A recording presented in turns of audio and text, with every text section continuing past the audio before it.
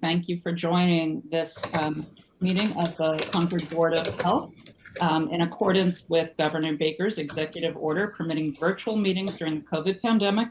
The Board of Health is conducting this meeting today, April 26, 2021, on the Zoom platform and in accordance with the town's policy directive and guidelines issued on April 1st, 2020 as amended. I ask that all Board of Health committee members, town staff, and presenters activate their video and mute their microphone unless they have something to say or are participating in committee dialogue. This meeting is being recorded and will be available for later viewing on the town's website. All committee votes will be taken via roll call. We will start with an attendance roll call. I will announce your name. Please reply. For members of the public, please unmute yourself when I've opened the meeting to public comment. So first we have Ray Constantine. Present. Mark Haddad. Present. Deb Green. Present. And myself, Jill Block. We are down to 4. So welcome everybody. I'm going to turn it over to Marcia for a minute and she will introduce our new health director, Melanie Deneen. Yes, thank you, Chairman Black. Good evening. I am pleased to introduce you to Concord's new Public Health Director, Melanie Deneen. Melanie just started working for the town yesterday, so I'm sure she'll pipe up wherever needed, but she has worked really hard to get up to speed. And she brings over 17 years experience in the health field to this position, working in progressively responsible jobs over the years. Most recently, Melanie served as the grant coordinator in the town of Wakefield, managing the Public Health Excellence Shared Services Grant for the Mystic Valley Public Health Coalition. And prior to that, she served with the city of Medford as sanitarian, where she coordinated Medford's compliance with the FDA retail program standards, including managing a risk-based inspection schedule for over 200 establishments, and served on the logistics team for COVID-19 emergency preparedness, among many other duties and responsibilities. So please join me in welcoming Melanie to Concord. Yay. Melanie. Thank you, Marcia. Melanie, welcome. Thank you. I'm excited to be here. Welcome, Melanie. Nice to have you on board. Yes, and Melanie and I had the pleasure of working together actually a few months back. So I'm really thrilled that she's joined us and I'm very excited that she'll be working with us from here on out. Okay, thank you. We have a busy agenda, so I'm going to jump right into our next item, which is a public hearing for an on-site sewage disposal system at 117 Seymour Street. And this is a variance request from Title V for a system that is in failure, I believe. And I believe we have Mike Demotica. Yes. He will be here to let us know a little bit about this request. Okay. Thank you, Madam Chair and members of the board. I do have to say this is the first time in 30 years I've been in front of the Concord board. I have been in front of Lincoln many times and other surrounding communities, but this is the first time here. So seems it's actually a great staff to work with. And Melanie, congratulations and welcome to their team. They're fabulous people to work with. My presentation tonight is 117 Seymour Street. It's an existing a 2-bedroom dwelling located on approximately 9,500 square feet on the southerly side of Seymour Street, but they also own 2 parcels on the northerly side that are approximately 4,000 square feet. The system was inspected in the winter time and was found to be in failure. It was installed in 1992, but apparently the effluent filter T was not in place, and so solids carryover caused the failure of the system. We have performed soil evaluation on the site. We found predominantly sands and gravels with 2-minute per inch perk rates. I can actually, would you like me to share the screen and show the plan? So you can do that. Sure. Okay, let me see if I can.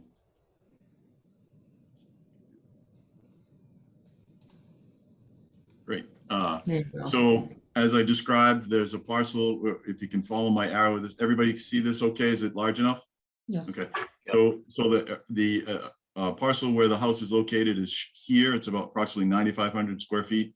It's abutted by a white pond in the back here. And the other parcels are on the other side of the street and is located here. These are approximately 3,900 square feet. We performed soil testing in this area where the septic is proposed. As I said, we found predominantly soils that were mostly stratified sands and gravels with some cobbles. We found no groundwater, no modeling, no standing, no weeping, and a perk rate of 2 minutes an inch.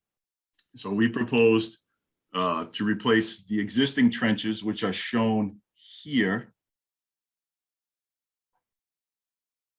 Part of that existing system is on lots 538 and 539, which were originally under my client's ownership. And at some point in the 2010, 2012 year, he sold these two parcels to the abutter, Mr. Rogers, because his well is located on it here, shown here. So part of this is we need a relief from Title V for offset to property line, shown here as a 5-foot offset, here as a 5-foot offset, and here in the front as a 5-foot offset. So there are 3 lot lines affected, here, here, and on this sideline. The second variance was to allow the increase in allowable depth over the leaching field from greater than 3 feet. This top of these proposed dry wells is a little over 3 feet in the ground. It's approximately 42 inches. As part of the proposal, we've designed it for H20 loading, which is part of the regulation. And the third relief we're requesting is an offset from this drinking well of 95 feet from the required 100 feet. I think that's a brief summary. If I can answer any questions or you need more information. One question I had, and that was in the proposal, it says that it also was going to be using the existing septic tank, and was adding a Zable filter, I think it was called. And what Yes. is a Zable filter for enhanced nitrogen removal? Is that what that is? The Zable filter is for enhanced solids removal. So Okay. that it's basically a filter that slides inside of a T. It has a strainer on it. So every time you pump your septic tank, you'll pull that out and clean it. It provides extra filtering capacity so that solids don't end up in the leach field. Thank you. Casey, are you who reviewed this plan? I did, and staff recommends approval of these variances. There's just no other place to put it. It's a very tight spot.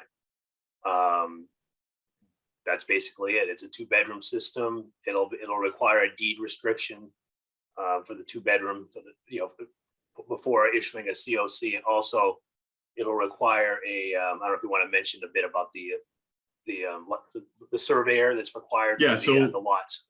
Yeah, so the 3 lot lines, this lot line here that runs between lots 538 and 539, this front lot line and this side line will need to be staked by a professional land surveyor in order to assure compliance with the 5-foot setbacks. And that will be done in the field prior to construction. And that was part of the recommendation, part of the conditions of recommendation for approval? Yes. Okay. Are there any questions from board members? Yeah, so the house, it was originally 2-bedroom, so it's staying 2-bedroom, or was there a change in the occupancy of the house? No, that it was originally a 2-bedroom use, and it's going to stay as a 2-bedroom use. And we must and will provide a deed restriction prior to the certificate of compliance being issued. So this actually was permitted in 1992 by the board as 2-bedroom. We've tried to do a title search to see if there was an encumbrance put on it for 2-bedroom at that time. We have not found anything, so we'll verify that and provide that as well. One other question. So the lot where the septic system is placed, that's owned by your client, so they own both lots. Is there any intention to ever build on that lot? Is there any? They would not, they are not buildable lots. They're too small. I don't believe they have sufficient frontage. It's only 3,900 square feet. So they wouldn't be buildable. Okay, so there's no future problem that would be presented by putting this in place now or approving this? So. Not that I could see. I mean, I don't know the exact zoning district that it's in, but I believe that 5,000 square feet is usually the minimum lot size, and that would be a grandfathered use. And I think that this falls far below the 5,000 square feet required. Okay. Right. Jill, I have a question. Is there is a proposal to use the existing sewer line that goes from the septic tank to where the new leach field is proposed underneath Seymour Street? We would propose to install a new line as shown here to access this area where the proposed system is being put in. There's an existing line that goes here to this distribution box, but that is on the Rogers property. And so we wouldn't access that there. We would install a new pipe across the paper street. And it looked like in the package that there was some communication around the Massachusetts general law that allowed that laying of that line, it looked like. Is that right? Yeah. Keith? Is that what I read? Yeah. Okay. Any other questions or comments about this one? And then seeing nobody with any more, can there be a motion to, do I have a motion to approve this variance request? Did the abutter have anything? Oh, is the abutter here? Yeah, The abutter is here. Hello. Hi. Hi, Mr. Rogers. Can you hear me? Okay. Yes, I can. Yes. Very good. I'm Joe Rogers. I'm the abutter, and I endorse this plan very much. I'm very impressed with the way this bizarre problem was able to be solved. I think some very good minds met together, and this is, I very much think this is the way to go. Well, thank you for that. Thank you for that comment. That's my vote. I appreciate that. Thank you. Okay, with that said, is there a motion to approve from the board? So Jill, I'll move to approve the variance with the conditions outlined by Casey. Thank you. Mark, and do I have a second? Second. Okay, thank you. Okay, and all in favor? Deb and Mark, Ray? Aye. Aye. I approve. Okay, then we have approved this variance. Thank you all for your input on this and your questions. Thank you, Mr. Domitica. Did I pronounce that right? Thank you again. Okay. Thanks, Mike. Okay, back to our regular screen.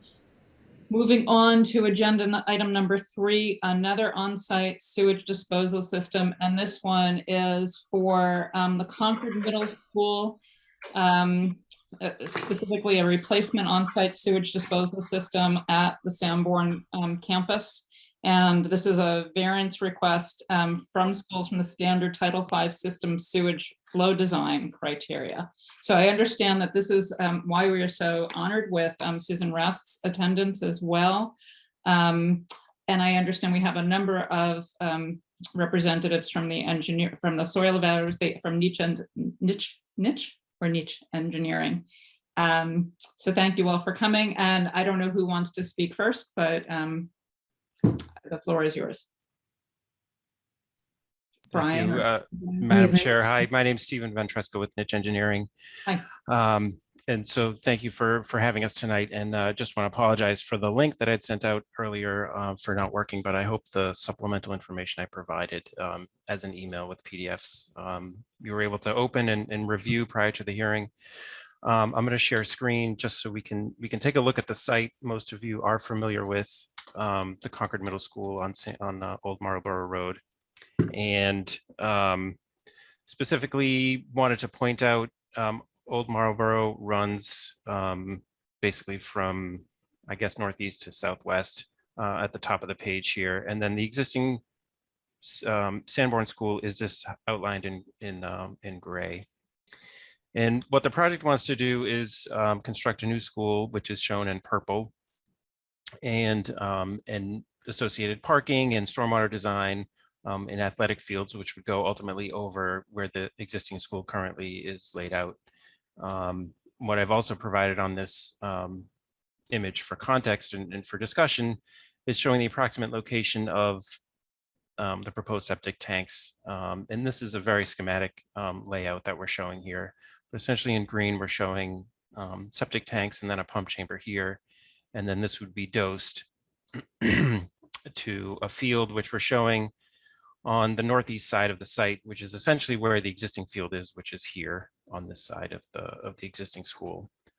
This is showing an 8,000 gallon per day system field laid out in a traditional pipe and stone leaching field. So just to give you an idea of what the site is and what we're proposing to do for design and eventually construction.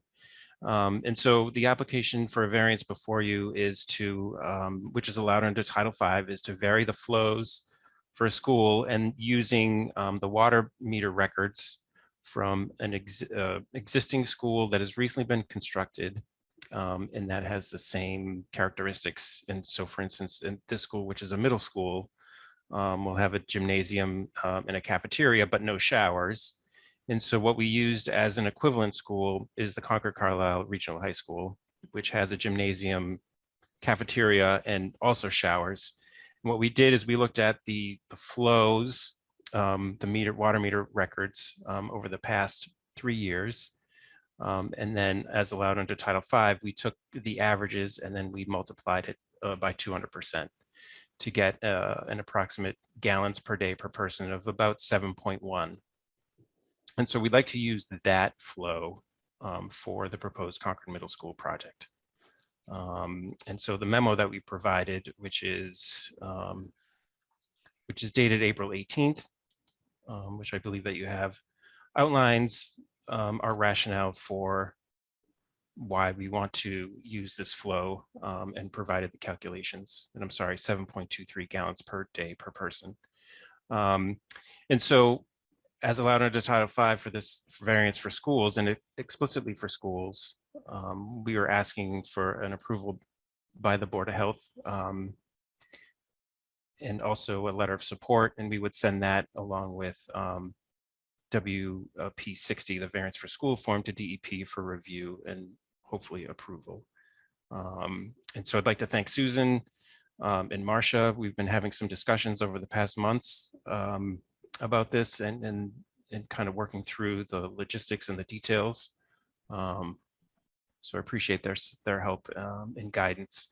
But if you have any questions at this point, be interested to entertain any questions or hear from Susan if she has any input she'd like to provide.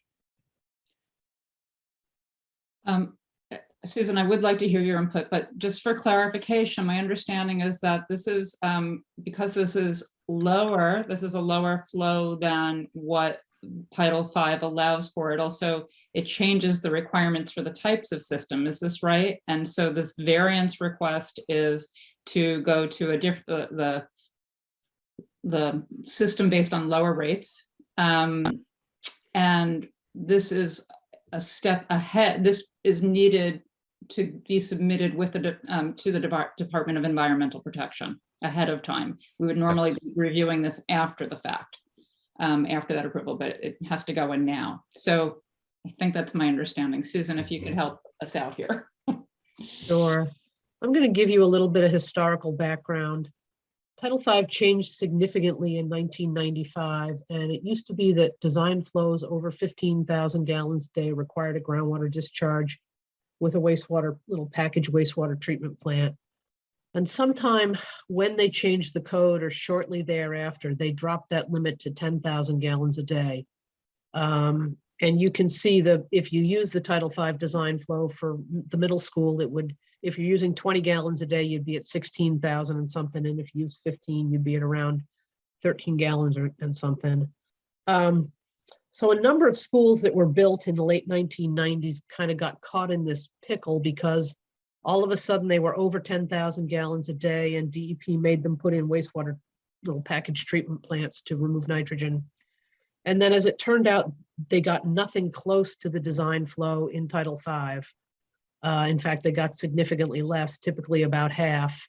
And so these schools and towns had built these package treatment plants that were not designed for the water they were getting and consequently didn't function very well. And those towns were not happy with DEP. So DEP now allows you to ask for this reduced flow rate so that the system that's being used is actually better designed for the actual water that it's likely to receive. So a groundwater discharge permit and a package treatment plant would not be required if you allow this. But it is the consensus of the town that we want a little IA treatment system at 7,000 or 8,000 gallons installed because of the proximity of the Jenny Dugan well, which Steve didn't show you, but he might have that on the schematic that he did, and he can show you where it is. Yeah, thank you, Susan. It's actually off the page. It's down here at the lower end. You can see a little bit of the the drive that goes down to the well, but it's approximately down here in this part of the site, just off site. So the septic system, that's why the leach field is way the heck up on that property, way at the other end to maximize the distance to Jenny Dugan. And it's outside of the zone 1 of the well, but it is within the zone 2. But there's some pretty decent groundwater monitoring that says it might not impact the Jenny Dugan well, but out of an abundance of caution, I think the consensus is to put in a little IA treatment system. And I don't think we've gotten to the point where we know which one is going to be chosen, but that's kind of what the thinking is. So I would recommend approval of the variance because I think it will give you a more realistic actual flow for the school, and then you can size your treatment unit so that it will work better. And Susan, thank you. So here's the groundwater contours that were performed back in 2001. And it shows the Jenny Dugan well down here, the existing school in the gray. And then it shows the contours, and this dashed red line is the approximate divide of the groundwater contours. And so water or anything that falls on this part of the red line flows this way, and anything to the south of it flows towards the Bruce Freeman Trail, and then eventually towards the well.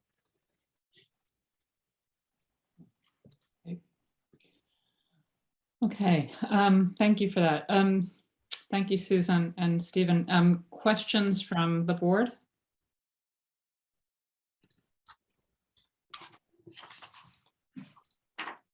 Any clarifications needed?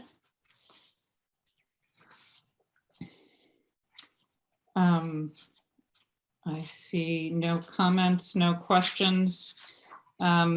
So what we're being asked for is we need to approve this flow variance of 7.23 gallons per, what's the R? GPR. That's a typo, but gallons per Gallons per per day. Right, that's okay. I understood GPD, not R. And provide a letter of support addressed to the Concord School Superintendent that would go with the application package. So do I have a motion to approve this variance or additional questions? I move to approve the variance and write a letter of support to the superintendent of Concord Carlisle Public Schools. Okay. Is there a I'll second? second. Motion. Thank you. Ray can second. All right, we can fight over it. All right, and Ray, how do you vote? I approve. Okay, and Deb? I approve. Mark, I approve. and myself, I approve. Okay, thank you. Good Thank you luck very with the much. next stage of development. Thank you. Okay, all right, thank you all. So Thank you, moving Susan. on. If I could add, when do you need the letters by, Steve? Within the next couple of weeks, it's not, immediate. So I know other administrative duties that need to occur. So in the next couple of weeks, there, first or second week in May is totally appropriate. Thank you. Is there Thank any you. special wording other than what can be taken out of what's here? I mean, is there anything more specific? No, Okay, no, just approving that flow based on the numbers that are in the letter. And that letter is addressed to the superintendent. Correct. right, to get submitted with their application, is that right? That's correct. Right, so yeah, addressed to Nisha and addressed to Lori Hunter. Okay, great, thank you. Thank you. Thank you so much. And then may I ask, Madam Chair, Yes. Marcia, if I know we had scheduled a meeting for tomorrow, do you think it's still appropriate to meet and discuss, or with Susan and yourself, the IA systems, or do we want to do that later? Mm. Maybe you need more time to digest and think through. Steve, I only reviewed your submission late this afternoon, Yeah. Steve. Can you tell us which ones you're proposing as alternatives? We're looking at the amphidromes. Let me pull it up here before I start talking. So we're looking at the Aquapoint system, which is the BioClear 3032 series. We're looking at the Biomicrobics Septic Tank Star 9 system 9.0, which you had additional questions on, which we had forwarded to you on the link, but maybe didn't work. And then the amphidrome system, which is, I think you're familiar with, Susan. So it's those Yep. three systems we had proposed. And I think at the time during our meetings last month, you had asked for total cost of the system and also the energy usage or cost for energy usage for each system, which we have in the memo. So if you want to take some time and, over this next week to review it, and then maybe we can follow up the week after this to sort of go through it. And all of those have provisional use approval for that gallonage of treatment? That's correct. Everything that's general use is 2,000 gallons or less. Right, okay, But since we'll be about 6,000 gallons, they're all provisional use. okay. I would like to not meet tomorrow and digest the information. Yeah. Okay. Yeah, So- absolutely. Okay, I will forward the meeting to the next week, and I appreciate your time. Thank you, board. Thank you, have a good night. Thanks. Have a good night. Okay, thank you.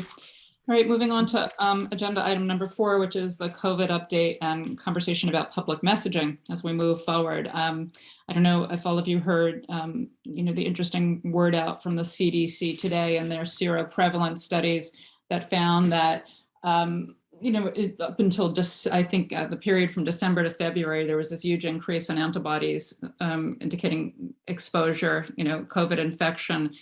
And it was like 75% of children ages 0 to 11 showed antibodies, and 60% of adults showed some indication of infection during that time, most likely due to Omicron. And it was regardless of whether you were vaccinated. This showed that it showed exposure, it showed infection, and it really highlights how inaccurate right now all of our epidemiological data is, either due to no testing, no reporting, or asymptomatic infection. And it just, it's really hard to get a handle on it. Tricia, before she went on vacation, had given us the update on what was in Maven, and there were 40 cases up to April 18th that were reported to Maven, which we know is not really that useful a number. We also know, when I checked last week, last week's data coming out of MDPH, The 14-day average incidence rate, just for whatever it's worth, in Concord is 24.4 per 100,000. So that's over that 20 per 100,000, indicator that we were looking at for so long. But again, it's all really meaningless. So, which comes to like, what is the message now, especially now that the, federal government has, for better or worse, removed, the mask mandates for public transportation. At some point when we rescinded our mask mandate and some other questions had come up, we had put out some messaging about how we strongly encourage vaccinations, boosters, and people can always choose to mask, especially if they're compromised or have other vulnerable members in their household. So I think that it's worth continuing similar messaging, but relevant for right now. And I see Carmen Reese is on our call. We have town meeting coming up on Sunday, and Carmen has asked for our input on at least helping to get the message out on what we would recommend in terms of masking. And I believe the plan currently is to have 2 separate spaces within the high school, one where masks are optional and one where masking would be required. This would also potentially require, thank you, Carmen, now I can see you. I believe you were also proposing a separate check-in material area, distribution area for materials that would be segregated. And one of the questions is, can you do separate check-ins? Or that was another thing that you were considering, checking in, maybe requiring masks when people check in fully. So I guess I would like to have discussion on what people think we need for recommendations for Sunday. Carmen, is that what you're hoping for? Just for a point of clarification?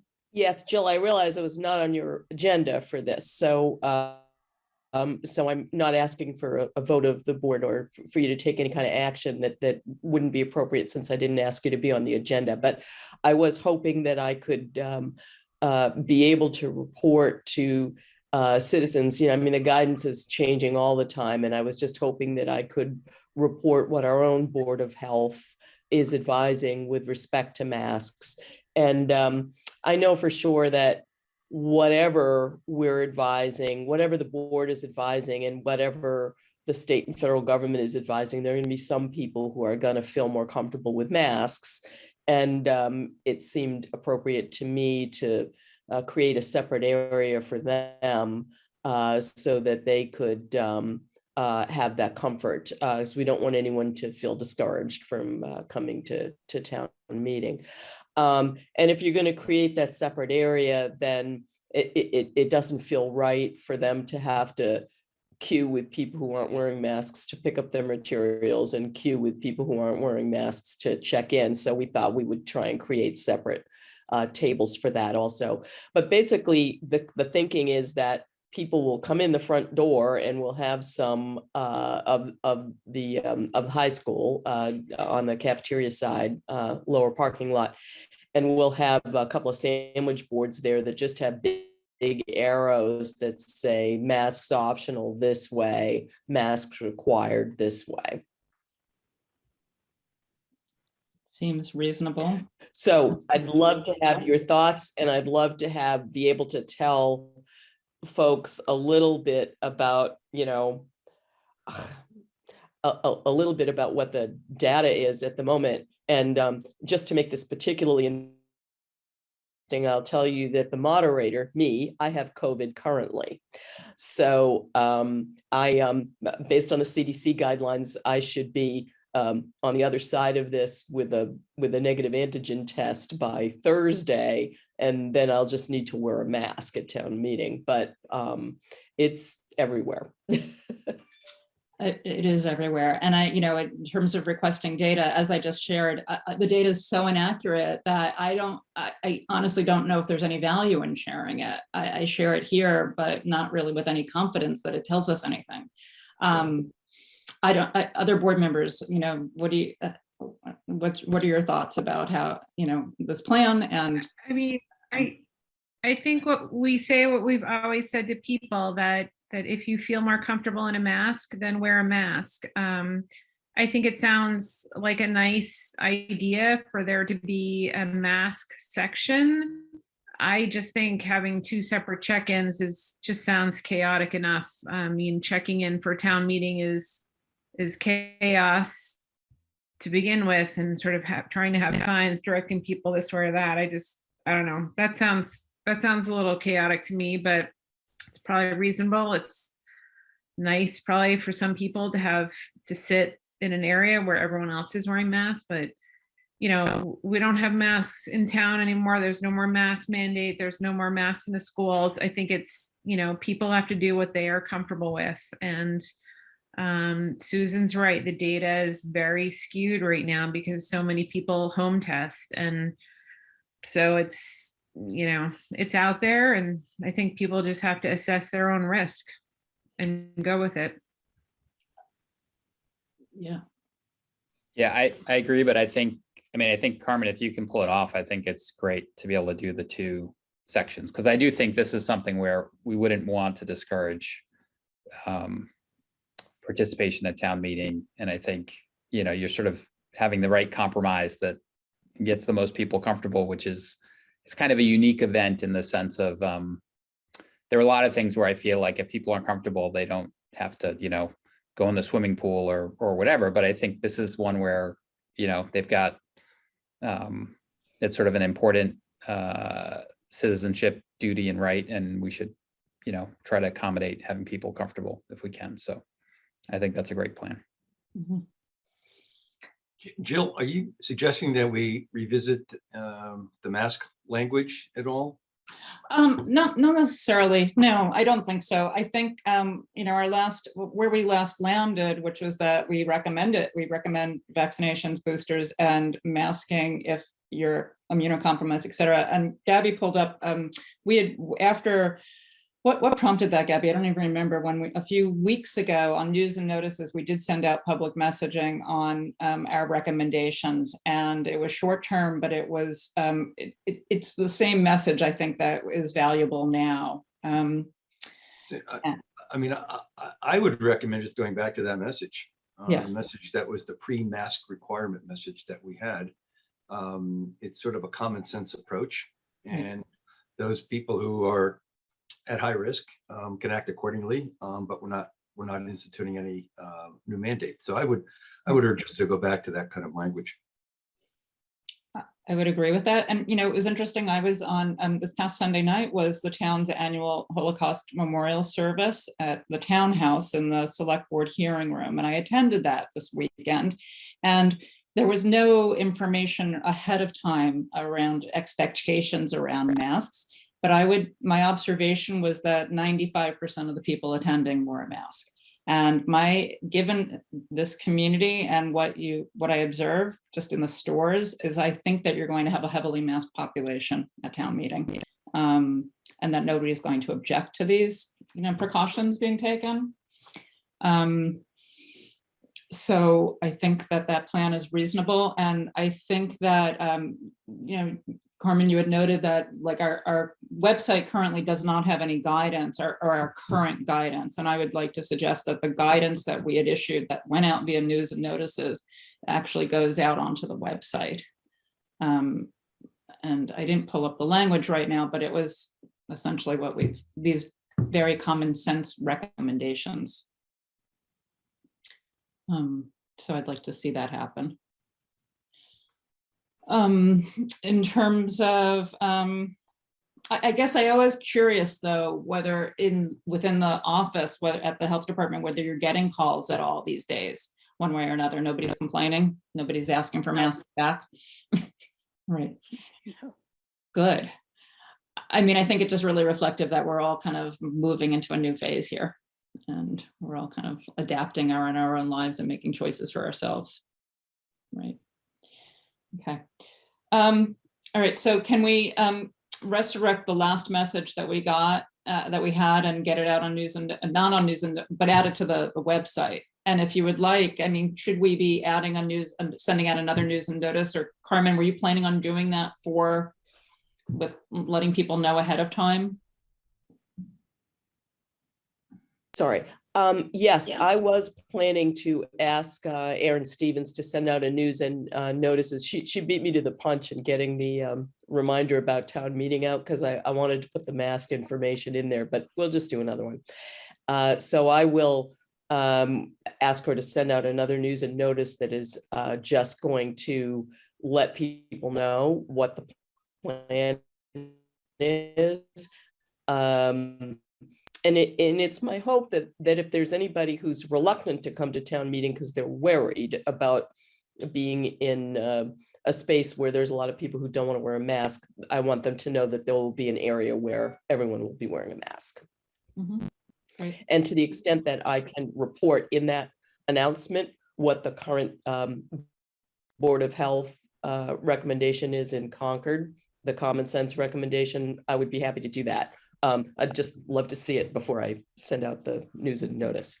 Gabrielle, you have that, correct? Yeah, I have something. I actually spoke to Erin about it this morning or later this afternoon. The only reason it ran for 2 weeks is she just for some reason put a stop on it at 2 weeks and then all town meeting stuff came up. So that can easily just be run again. I think the reason we put it on news and notices rather than on the COVID page is the COVID page as an area of information had kind of gone dead. So I think, Joe, we talked about it at a staff meeting after Trish McGeen had given us an update on the increased numbers after the middle school shamrock dance was what kind of spurred the language. So we can do both, or we can, I think it would be important to put it on news and notices. My recommendation is both, because news and notices only goes out to people who have signed up. Right. Correct. So I would put it on both, and then and that would be the language that you could easily share, Carmen, as well in other formats. Terrific. I can just do a link to it then. That's easy. Okay, great. Anything else on COVID that we need to address, or is this yet another phase? Actually, I'm curious, Dr. Green, whether if you're seeing anything in the hospital these days. Scattering of patients with COVID, but definitely not a majority of people. So good. Yeah, not too bad. That's good. It's the new phase. I'm sorry, Carmen, that you're not feeling well, but it's like when you hear these numbers, 60% of adults, like I'm guessing I've had it. I haven't, I never tested positive, but how could I have not? How could we know? Right. Well, the funny thing was that I got my 4th booster on Thursday. So I thought I was just having symptoms from the shot. So it took me a while to figure out I actually had COVID. So yeah. I got my 4th booster on Thursday, as well as an embedded tick. And they said to me when I was talking to my doctor, well, if you got fever and you're achy, you need to go to the emergency room. It's like, well, is it the COVID shot or is it the tick? Which one is it? They're like, oh, just go to the ER. So I didn't, thankfully. What a world. Okay. Okay, well, thank you. all. Feel better. Feel better, Carmen. Thank you. Okay. Thank you all. So moving on, we're a little behind on schedule, but all important stuff. We have item number 5, which is the rescission of a noise violation at the Concord Market. And, my understanding of this situation is that everything has been resolved. There was a noise complaint. Concord Market has addressed this with construction of installation of sound insulation panels. But we need to vote to officially rescind the order on record. Is there anything, there was a lot in this documentation. I was fascinated to learn that these sound measurements take place in the middle of the night, but that makes sense when there would be no other ambient noise. I was just thinking about all the people that are working outside at night that we have no idea of creeping around our backyards with, measurement devices. Any questions from board members on this? No. So it's a pretty straightforward affair, right? Is my understanding, Marcia, Karen? Yes. Yeah. We just need to vote to officially rescind it. Do I need a motion to do that? Yes, please. Okay. Can I have a motion to rescind the order on record of this noise violation? I move to rescind the order on the noise violation. And a second? I'll second it. Thank you, Mark. Okay, and Dr. Green, how do you vote? I approve. Okay, and Ray, I approve. Mark, I approve. and I approve. So we are done with the noise violation. Thank you. Okay, thank you. It was definitely something I found really interesting. Okay, board member changes is our next item, and I definitely, I feel the loss of not having one person on our board right now. It's nice having 5 people to have, just a full representation. So Ray, is it true that you are stepping down in at the end of your term in June?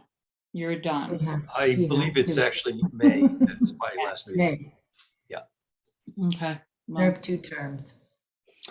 Okay, so, and we've already had Alma leave us. So there's been 4, we have 2 current openings right now, or 1 current and 1 soon to be.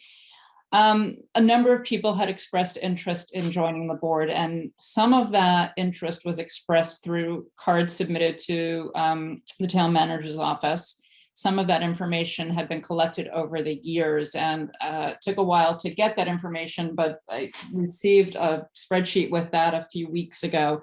What was hard to know in looking at it was when people had submitted that interest. There was no date. So some of it had been really old and some of it was more recent.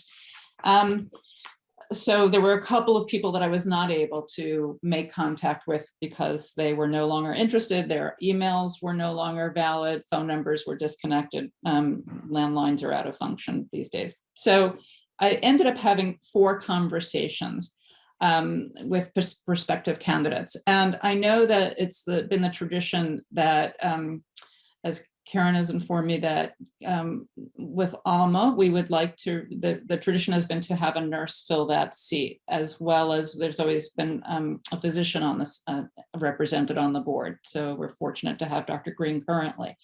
So in recruiting for Alma's spot, which is the current one that's open, there were 2 nurses that appeared on this list, and one of them was, again, not reachable, and then one of them was James Whalen, who you received his email or his resume and a little description of him. And I have to say, my conversation with him was really fun, in that this man brings incredible energy and enthusiasm to this. And he checked many a box of things that come in front of the Board of Health, which I thought was really fascinating. So he is a nurse, but he also started out as a biologist, and in his early career was doing soil and water testing.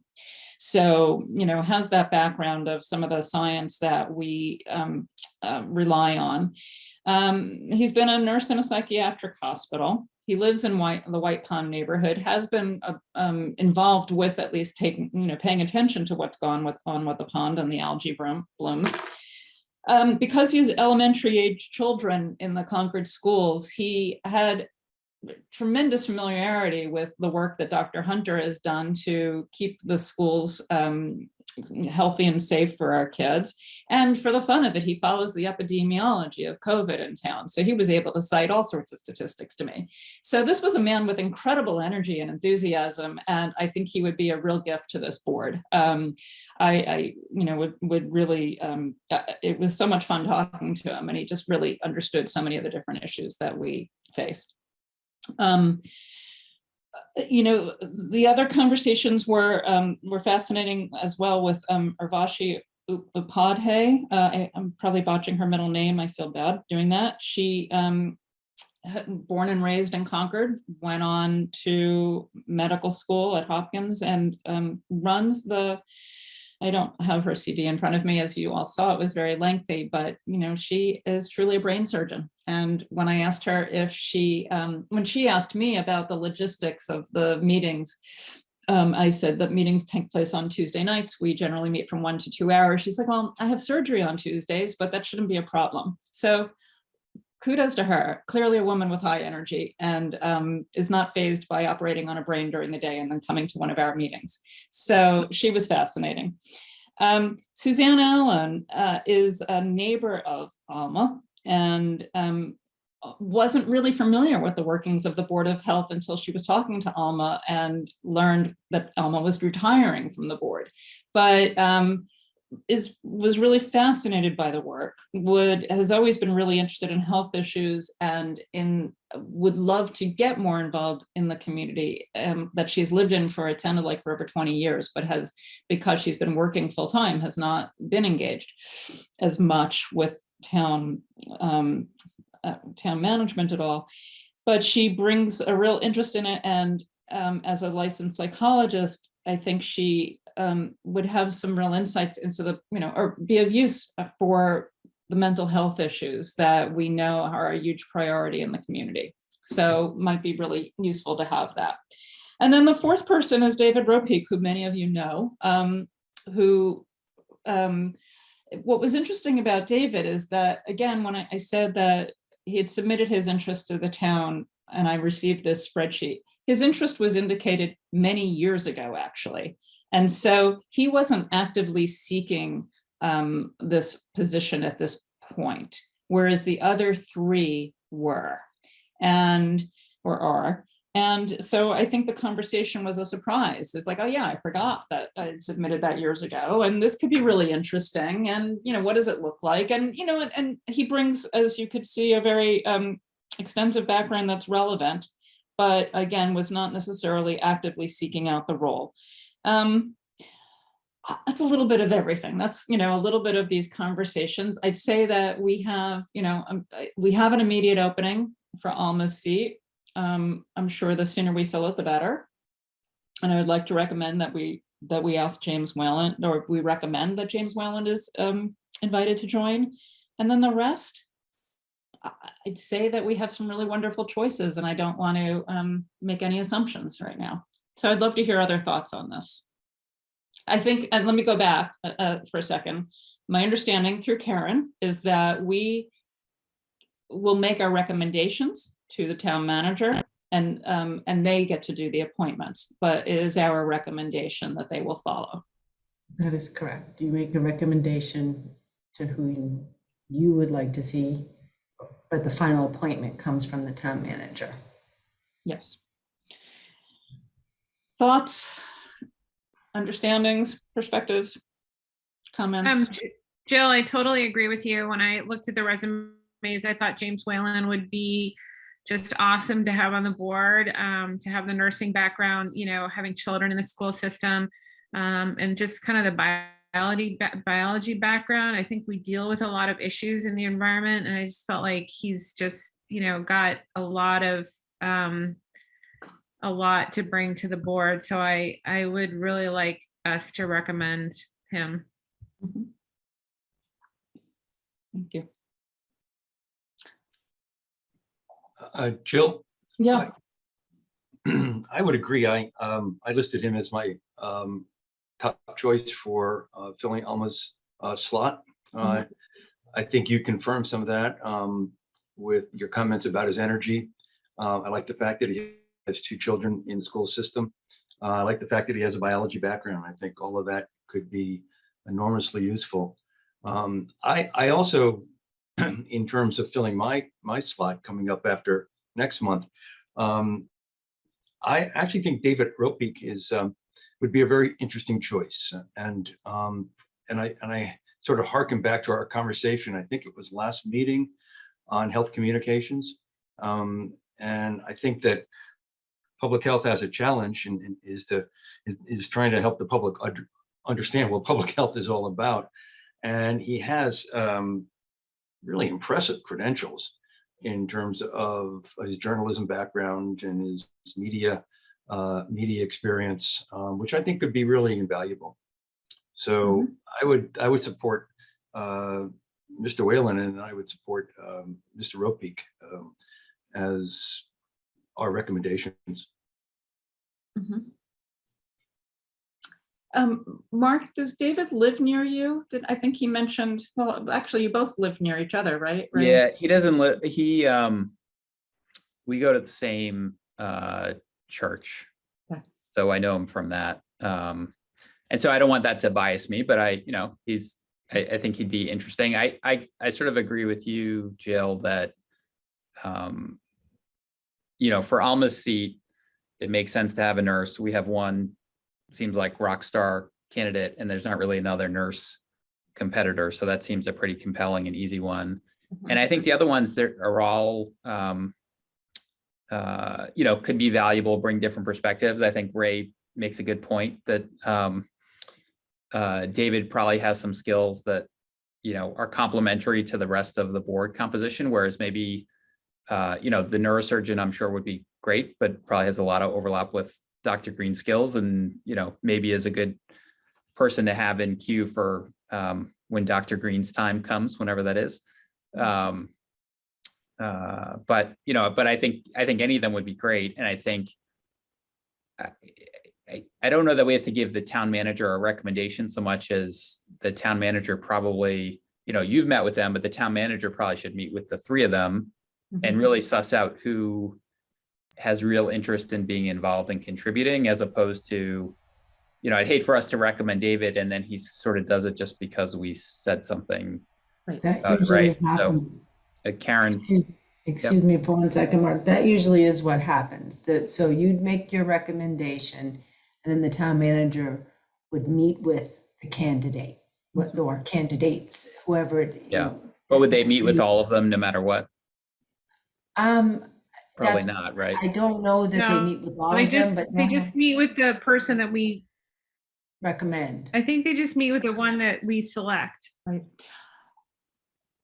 So this would be my ideal. Dr. E, my understanding is that your term expires next year.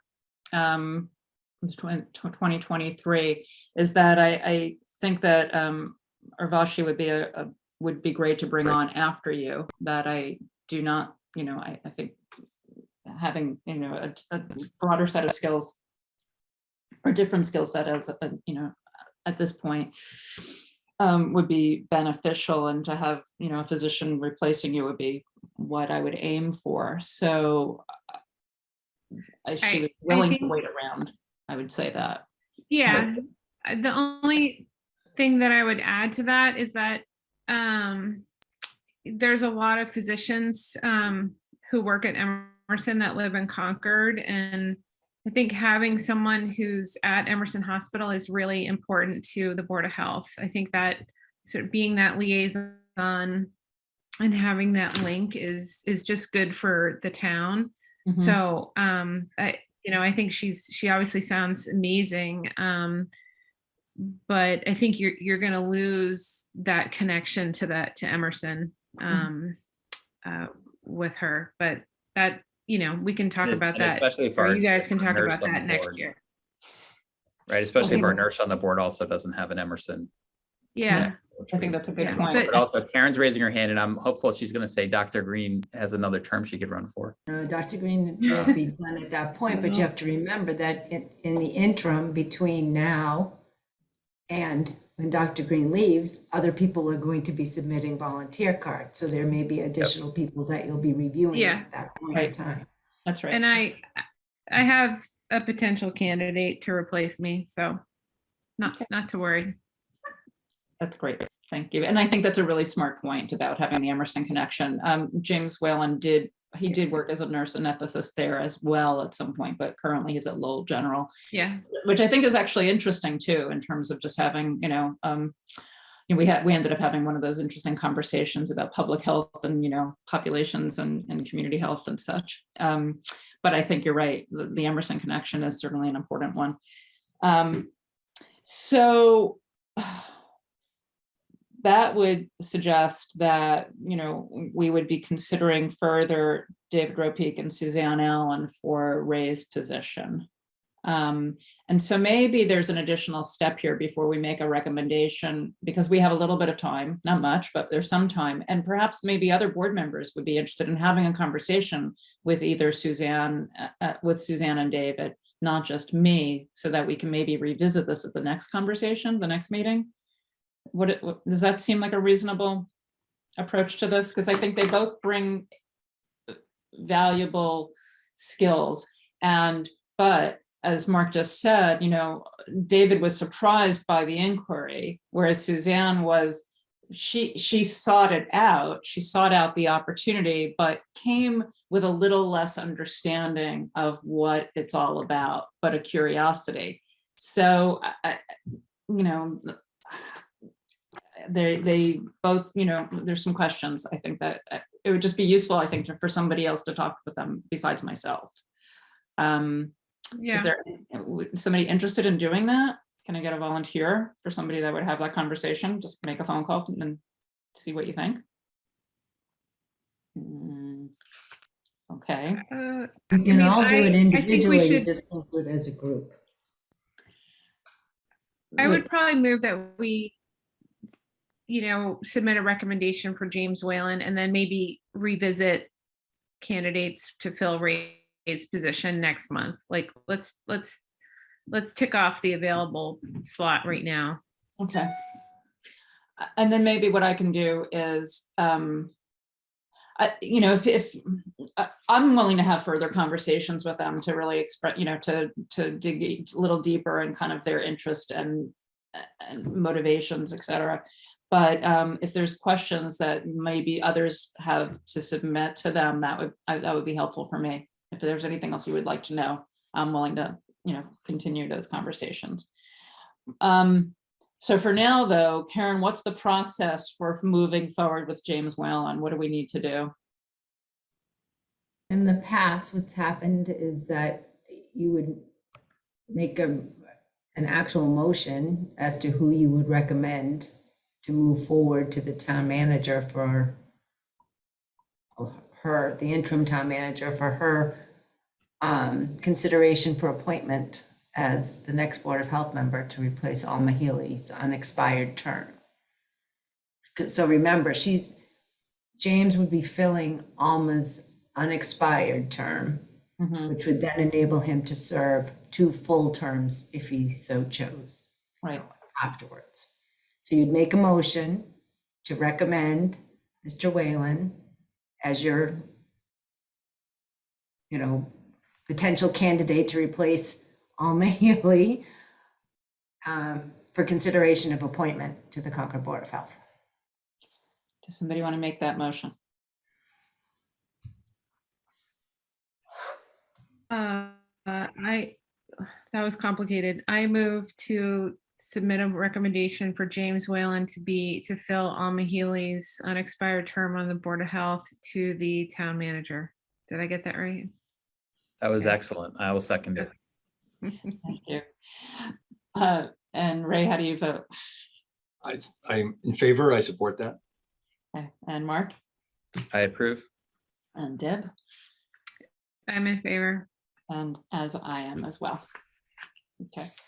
I'm excited. This guy had a lot of energy. He was really fun to talk to. So thank you. Okay. Next is any additional board member reports? Anything? Anybody have anything to share?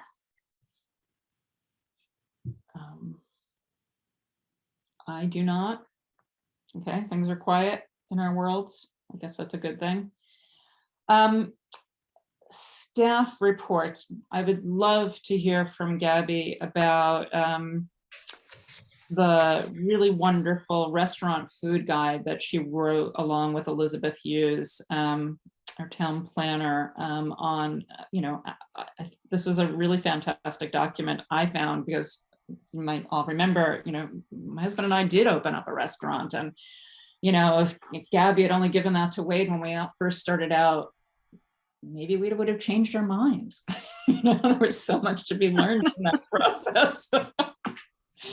So Gabby, thank you for doing that. If you want to talk to us a little bit. You're very welcome. I'm not actually presenting it tonight, but I do believe that you all received a copy of it. I hope with some kind of snafus we were having technically today, but yes, this guide was in response to some feedback we heard primarily from the Economic Vitality Committee, that opening a restaurant in Concord was very difficult. And we agree, there's a lot of complexity to the process. Much of it having to do with some zoning bylaws. And so I, set about trying to create a document that would address each of these stages and identify which departments force those pieces. I personally think the actual food piece comes very late in the document. It's a very important piece, but there are many challenges in site development beforehand. And so choosing the right location has a lot to do with how arduous the process may feel to an applicant. And mostly the guide is to help begin a conversation, whether it is to the applicant, to a realtor, or to a property owner, about the processes which are involved in the town of Concord to open an establishment.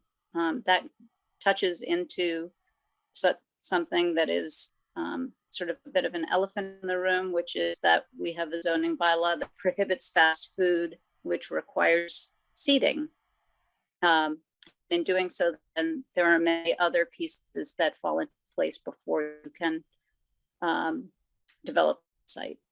So hopefully this is a conversation starter, not a conversation ender, so that an applicant can identify a site that is maybe more appropriate or understands ahead of engaging in a lease what might be involved with change of use of, let's say, a retail clothing shop, and turn that site into a restaurant that would require parking and a super improvement fee and other items.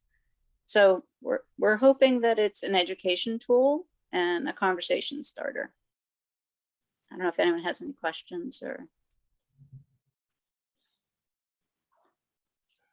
If I could add, Gabrielle and Elizabeth presented this to the Economic Vitality Committee as a draft, and I was hoping to receive any comments back or any questions to help clarify things. So I would like to extend that offer to all of the members of the Board of Health.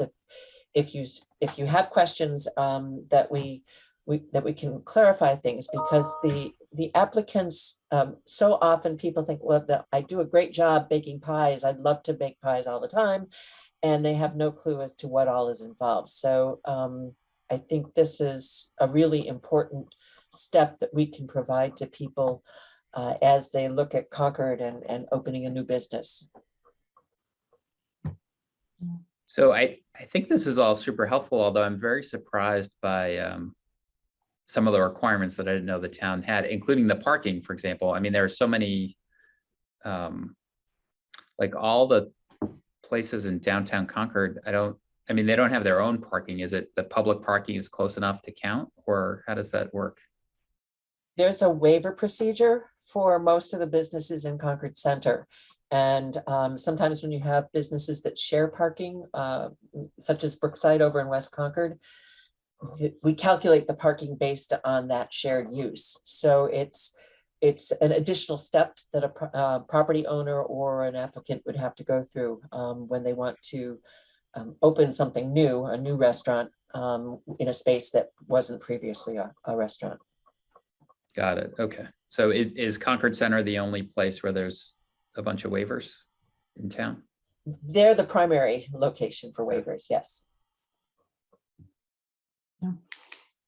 And our experience when we started Reasons to be Cheerful, we had, if you look behind that business, there are designated parking spots for that. And I remember choosing our seating very carefully to figure out, well, we had a bench seat, and if you had 12 little bodies on it, maybe you could squeeze 15 people in there. But, we went through all of that. So Gabby, if you would like, I can get feedback from my resident former restaurant owner. Because he was invited to this when he got his common victualler's license from the select board. I remember he was asked for feedback on the process. And I think the need for this kind of document probably went back to that, because there was so much that, as a totally naive person who liked ice cream, went through. There was just, we had no idea about the sewer improvement fee and things like those seating calculations and parking calculations. So I can share it with him. I would love But, that. Thank you.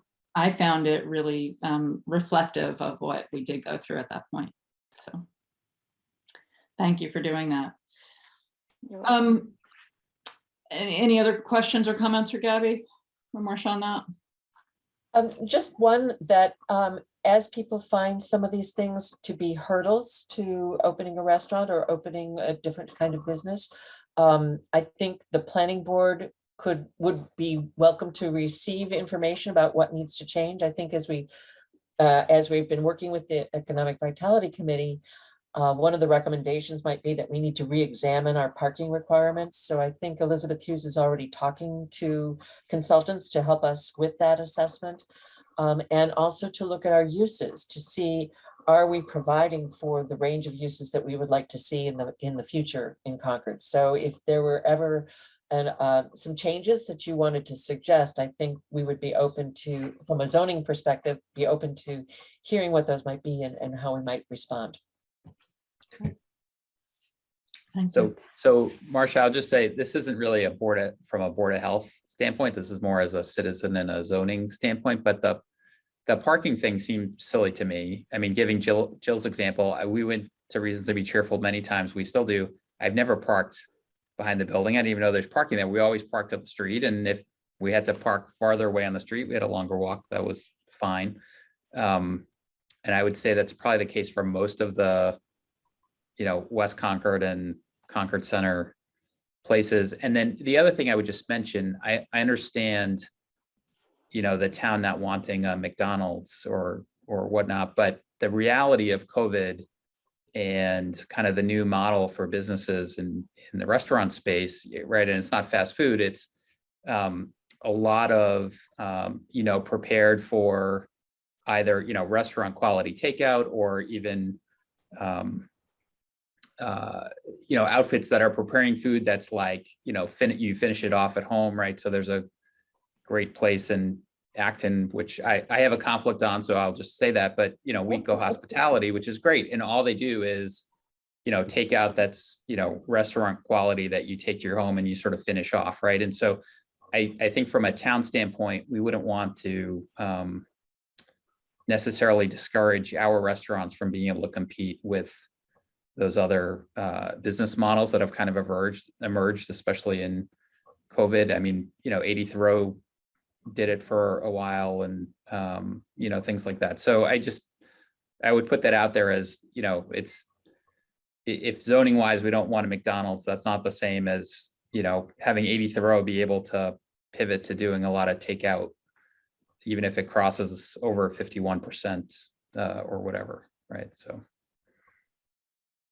If you can bear with me for one more minute, I did some research into our fast food bylaw. It was actually proposed by the League of Women Voters back in either the late 70s or early 80s. And the basis for that bylaw was to reduce trash. People at that point in time, there's a lot of fast food trash around the sides of the road, and to reduce air pollution. Having cars, they didn't want a drive-through because you would be running cars and there'd be more exhaust and so forth. So that was the basis for why it was proposed and why it passed at town meeting, I think, back in that time period. I had to do research for this for something else, so it's fairly fresh in my mind. And I think COVID taught us we need to be looking at food differently. Both West Concord Village and Concord Center have formula business limitations. So you can have no more than a certain number. So I think that would address issues of McDonald's, Burger King, and so forth. When Papa Gino's was in town, they served on china and there was indoor seating. So people can adapt their business model to allow those kinds of uses. So I think when this comes up again, or as it's discussed, it might be really helpful to have the Board of Health weigh in when that time comes. So thank you. Thank you. And I think, it probably will come up, and as I did not incorporate it into our conversations anywhere, but there was a question about, packaging once again that came up, and just, what do we do about we restrict uses of plastic packaging, but then you have compostable packaging, and where do you compost that? So, there are definitely concerns around all of this, but interesting that the League of Women's Voters proposed that in the 70s to reduce pollution. My guess is that they're still, those same arguments would still hold in a place like Concord and many others. We can revisit all of that at another time, but it's all interesting. So thank you. The other thing that was on staff reports, Karen provided us with the select board's key on voting on town meeting articles if requested. If you recall, at our last meeting, I had raised the concern about Article 37, which had language. It was a citizen petition authorizing the select board to petition to impose a checkout bag charge. It named the Board of Health and an agent of the Board of Health as responsible for enforcing that law and the regulations. Following last month's meeting, Marcia and I spoke with Carmen as well, who then approached the petitioner to change this.